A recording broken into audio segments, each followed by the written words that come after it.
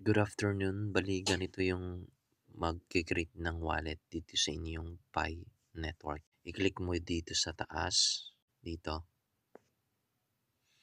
yung tatlong dot dito. Then, punta ka dito sa mainnet. Yan. Click mo yan. Then, punta ka dito. Dito sa may, dito, transfer balance. I-click mo yan. Punta ka dito sa not confirm your confirm wallet address. I-click mo din dito. Yan. Dito mo i-click. Then, gagawa na tayo ng wallet dito. Then, pagkatapos ay wala tayong makikitang ano dito. Itong area. Dito. Wala tayong, kukuha tayo ng passphrase. So, ang gagawin natin ay i-click mo dito. Dito. I-click mo dito. Click. Create new wallet. Then, i-click mo dito. Generate new wallet. I-click na natin. Yan. Ito yung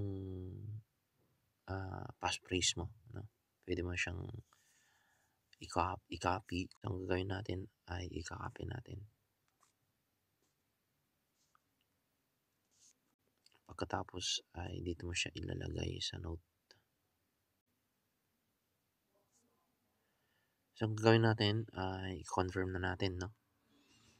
I-confirm na natin to at use fingerprint. Pwede rin use yung fingerprint natin. Turn on notification. Then, continue.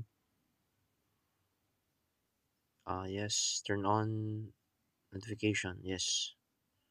Allow. Ito.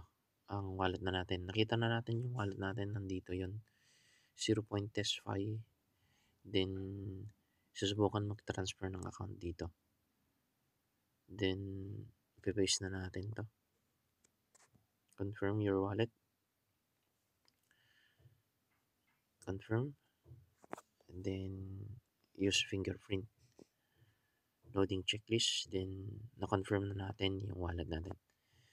Your confirm wallet address, as makikita natin yun, nagkaroon ng blue na. May pa tayong gagawin sa ating account dito sa Pi Network. Ganun lang kasimple guys yung paggawa ng inyong wallet.